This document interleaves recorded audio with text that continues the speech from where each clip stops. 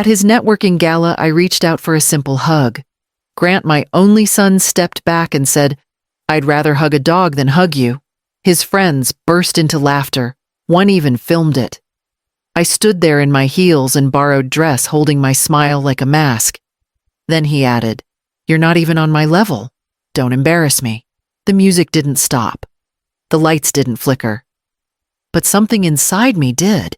It wasn't the first time he'd tried to shrink me down, to cut me out of view when the room got full of money and power.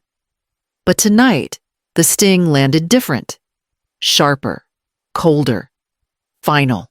5 years ago, I drained my savings to help him pay for a product prototype. 3 years ago, I sold my bakery to fund his legal fees when a contractor sued. 2 years ago, I took out a small business loan in my name because his credit was tied up. I told myself it was temporary, that he just needed a little help to make it. Now, I wasn't good enough to stand beside him. His wife, Camille, didn't say anything, just looked over her glass like I was a stain no one could clean. I glanced around the room, his investors, board members, new friends in $1,000 shoes. I wasn't one of them, but I had been something else. I had been the one who believed in him when no one else did. I left quietly without finishing my drink. I didn't take the gift bag they handed out at the exit. Back in the car, I sat for a long time before unlocking my phone. My fingers hovered, then typed, "Sophie, are you still with the audit firm?" The message sent. A reply didn't come, but I already knew she'd answer. Sophie always did. That night, I didn't cry. I opened the file cabinet in the hallway closet and pulled out the manila envelope labeled Company, Originals. I spread the documents across the dining table and clicked open a fresh spreadsheet. 2 days after the gala, Sophie called back. Her voice hadn't changed in 10 years, calm, sharp, no time for pleasantries. "I got your message," she said. "Tell me what's going on." I told her everything. The humiliation, the forged tone in his voice when he said I embarrassed him. Then I told her what I found, the strange payments, the company names that didn't exist 2 years ago. She didn't interrupt once. When I finished, she said, "If even half of what you're describing is traceable, we're looking at serious fraud. You sure you want to know how deep this goes?" "I just want to protect myself," I said. "I don't want to destroy him." Sophie paused. "Then we'll follow the money quietly. The fire will take care of itself." After we hung up, I opened the old laptop I used to manage my bakery's payroll. The password still worked. Through a forgotten link, I accessed the merchant platform Grant used back when we started his business together. He'd assumed I'd lost interest after he took over. He never asked me to remove my access, and I never reminded him I still had it. The numbers told their story. Invoices rerouted to private accounts. Duplicate vendors with identical amounts. Wire transfers disguised as consulting fees. Everything tidy enough to look legitimate, but not to someone who knew how he used to label things. I printed each file and stacked them on the kitchen counter. The noise of the printer was steady, almost soothing. I highlighted dates that matched business trips, investors' dinners, and the Arizona facility lease I'd once co-signed. At midnight, my phone lit up. "You left early. Camille thinks you were rude." That was all. No apology, no mention of what he'd said in front of a room full of people. I turned off the phone and sat at the table surrounded by pages of evidence. Every transaction was a line of betrayal, written in numbers. By dawn, the stack was organized, clipped, labeled, and ready for Sophie. And I already knew the next step. Someone else needed to see it too. Camille picked the place. White tablecloths, soft jazz, something she could photograph for her stories later. She arrived 10 minutes late, but greeted me like nothing had happened at the gala. "Grant said you've been distant," she said, slipping into the seat across from me. Her lipstick was perfect, her eyes unreadable. I stirred my coffee. "I've just been quiet. There's a difference." She smiled politely, unsure of my tone. We ordered light. I let her talk for a few minutes about work, upcoming events, the new gallery opening she was helping host. Then I slid a single page across the table, folded neatly in thirds. Did you know your names are on the company credit cards? She blinked. For hotel points, I think? Maybe, I said. But this one shows purchases from 3 jewelers and a 5-star resort in Napa, all charged last April. Her hand tightened slightly on her glass. I could see her throat move as she swallowed. We were in Arizona that week, visiting his cousin. I nodded. There's also a line item for a client meeting at Carrington Watches. That was the same day as your niece's birthday. She didn't speak right away, just looked down at the page. Her fingers traced the edge of the paper almost as if she were afraid to leave fingerprints. I didn't authorize any of this, she said finally. I believe you, but the paper trail doesn't care who swiped the card, just whose name is on it. She looked up. The air between us had shifted, less polished, more real. Can I have a copy, of course? I had already brought extras. She tucked it quickly into her handbag, eyes darting to the waiter as he approached with our plates. I didn't press further. Not yet. We finished our meal with practiced civility. But as we stood to leave, her hand brushed mine, not by accident. That night, I reviewed another stack of transactions. A vendor name kept surfacing: Harlan Supplies. No shipping logs, no physical location, just payments. And a P.O. box in Arizona. I drove to the warehouse just after noon, wearing neutral tones and a name badge from years ago. No one questioned me when I walked in. They never do when you look like you belong. The air inside was stale, the shelves far too bare for a company claiming month-over-month growth. I spotted a young man near the loading bay and asked if he could help. Just doing inventory, I said, clipboard in hand. He shrugged. Not much left to count. I nodded toward the open floor. Why the slowdown? We're routing everything through Arizona now, he said. Private storage, direct dispatch. Private storage. That was new. I asked for the address. He hesitated, then scribbled it on a packing slip. The name didn't match anything I'd seen on paper. No corporate header, no logo. Just a facility name and a zip code. Back at home, I sent it to Sophie with one line, "See who pays the rent." She called that night. Grant's running inventory through shelf companies. No ownership records, no clear end recipient. Your name is still on the original lease. That makes you the fallback. I didn't speak right away. He's building the structure on paper to collapse, she added. And if it does, the legal liability lands on you. I looked down at the original lease, my signature right beneath his, dated and stamped. I didn't remember feeling worried when I signed it. Just proud. I thought it meant he was finally building something solid. Later that night, Camille texted, "We need to talk." Then another away from him. I replied, told her to name the place. She sent back an address. Downtown, neutral ground. I gathered the documents into a folder and printed the Arizona vendor report Sophie had flagged. I added Camille's credit statement just in case. The library was nearly empty when Camille arrived. She looked smaller somehow, her usual confidence replaced with something brittle. She sat across from me, set her purse down carefully, and said without greeting, "He forged your signature, didn't he?" I nodded. There was no point denying what we both already knew. Camille pulled out her phone and slid it toward me. I recorded him last week. When I asked about the accounts, he told me not to worry, that he had you under control. I pressed play. Grant's voice came through steady, practiced, familiar. She won't do anything. She's desperate for us to love her. I played it again, slower this time, until his words stopped sounding like my son's, and more like the voice of someone I didn't recognize. "Why tell me now?" I asked. "Because I know what it feels like to be discarded." She reached into her bag again and pulled out an envelope. Inside were printed bank statements, internal memos, and flagged emails from his assistant. I skimmed through one line, highlighted in yellow, transfer completed. Keep her off the trail until audit season.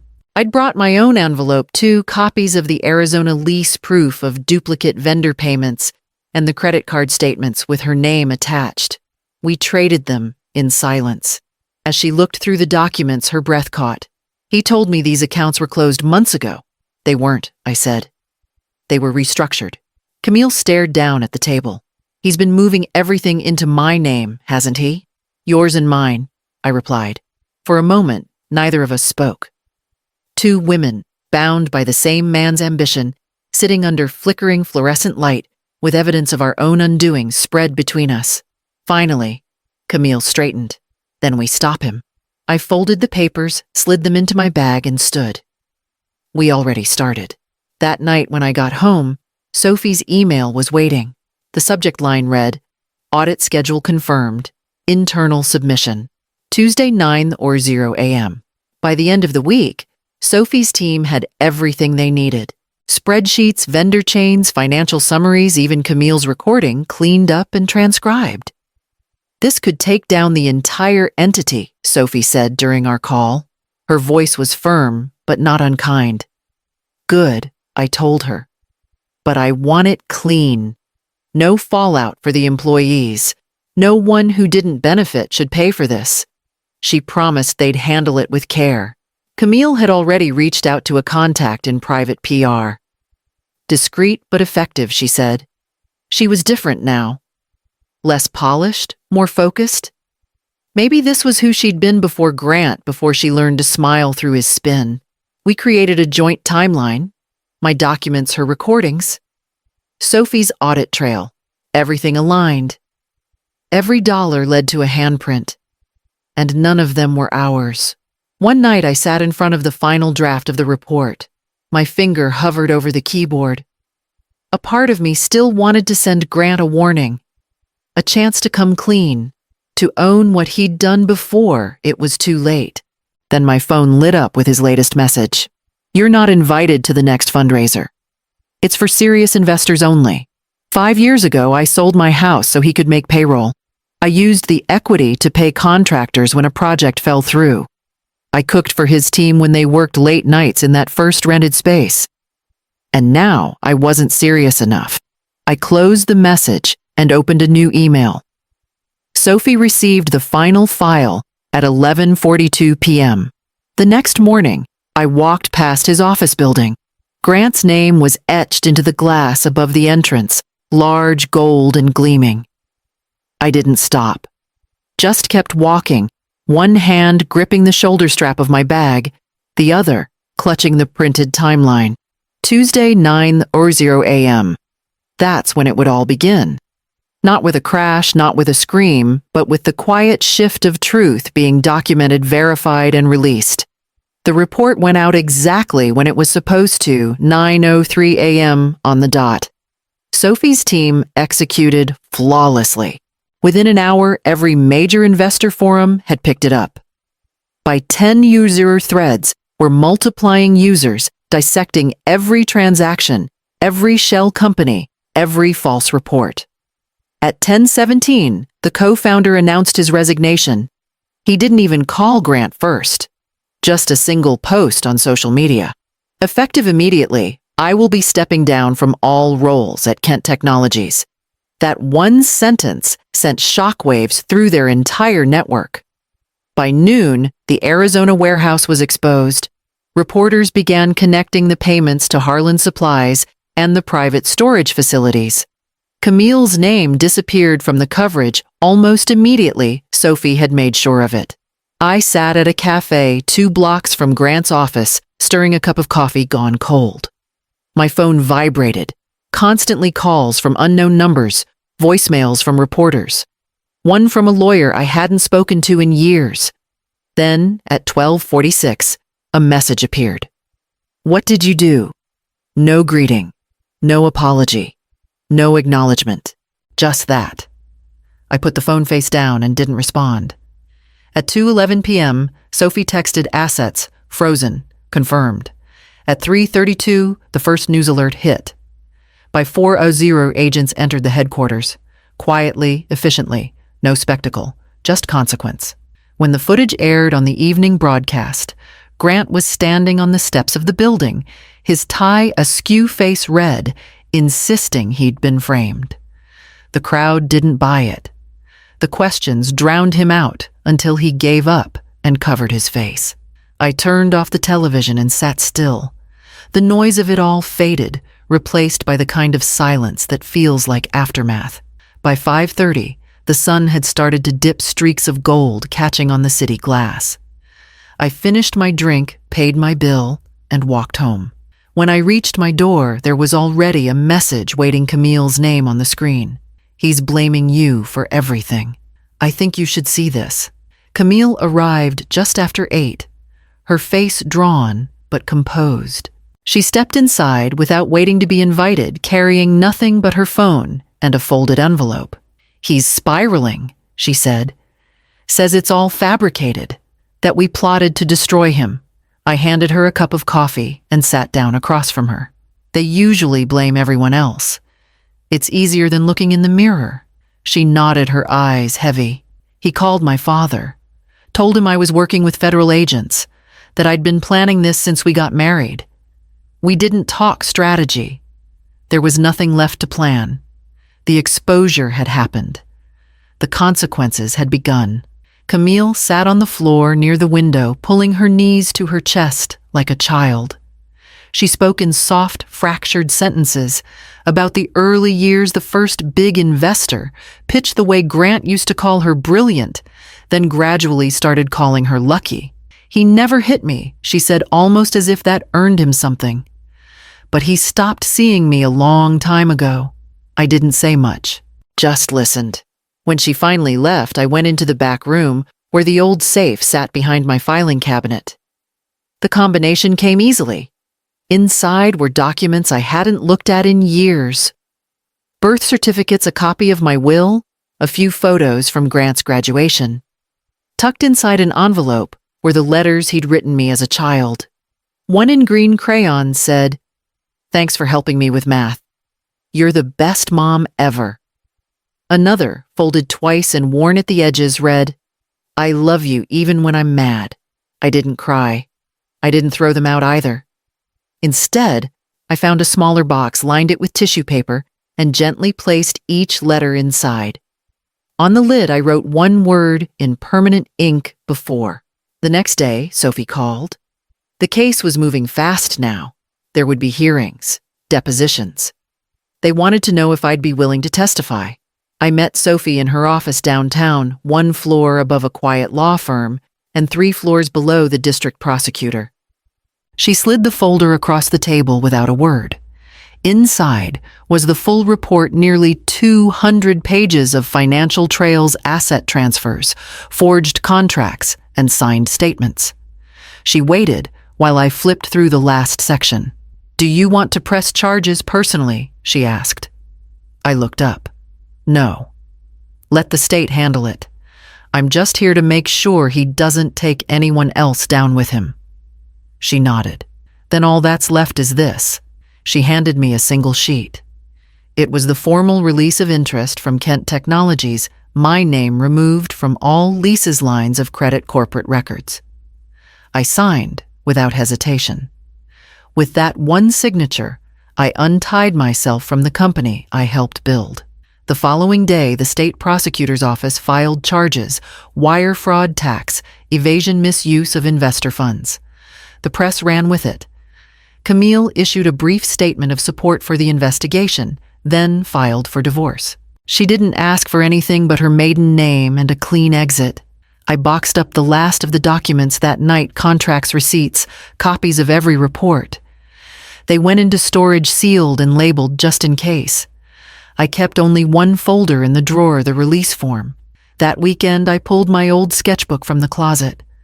The pages were yellowed, the spine soft from years of handling. I found a sharp pencil, sat at the kitchen table, and began sketching again. Not for business, not for sale, just for myself. Shapes turned into lines, lines into movement. I drew without deadlines, without purpose. It felt quiet and good. That afternoon, I rearranged the small guest room into a workspace. The desk fit by the window, and the sun hit just right around 3. And for the first time in years, the space around me felt mine again. Then came the letter. Handwritten, unsigned. Delivered with no return address. You ruined everything. I hope you're proud. 2 months passed. Leaves turned, hearings came and went, and the headlines faded like old noise. I kept drawing, kept walking, kept quiet. It felt like reclaiming something that had been eroded slowly, year by year. One morning, I took a different path on my walk. The regular trail was too crowded, too loud. I ended up by the dog park near the old elementary school. I wasn't planning to stop, but the benches were empty and the air was calm. That's when I saw him, Grant. No cameras, no entourage. Just him, a leash in one hand and a scruffy mutt sniffing around his shoes. He looked smaller than I remembered. Not in stature, something else. Like the weight of his name had finally been lifted, and all that remained was the person underneath. He spotted me and paused.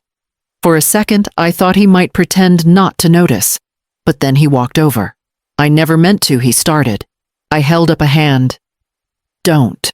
He stopped, nodded once, and said nothing more. We stood side by side, the silence strange, but not unbearable. The dog darted toward a patch of grass where a squirrel had just disappeared. Grant watched him for a while. I named him Chance, he said. Found him in a shelter. I didn't respond. There was nothing to say that hadn't already been said, shouted, documented, or destroyed. I started walking away, slow but certain. Behind me, his voice called out, "You don't want a hug?" I turned my head just slightly, just enough for him to hear. "I'd rather hug a dog," I said, and I meant it. I kept walking down the path, lined with trees just beginning to shed the crunch of gravel under my shoes, steady and light. At the corner, I paused to watch a pair of toddlers giggling as they tossed bread to pigeons, their mother laughing nearby. I tightened my scarf and moved forward, not toward a destination, but into something clearer, something mine.